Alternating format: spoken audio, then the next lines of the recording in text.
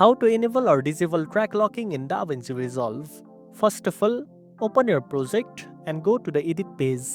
To enable track locking, look at the left side of the timeline where your video and audio tracks are listed.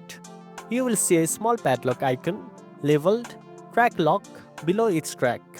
Click on the padlock icon for the track you want to lock. Once locked, the track becomes protected, meaning you won't be able to move, trim, or edit any clips on that track until you unlock it. If you want to disable track locking, simply click the padlock icon again on the locked track. This will unlock it, allowing you to make changes freely.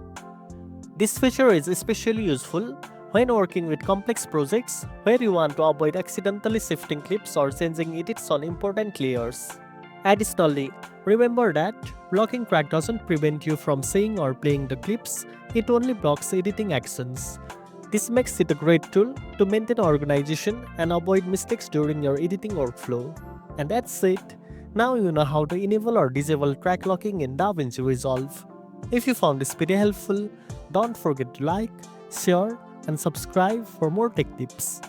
Thanks for watching, and I'll see you in the next one.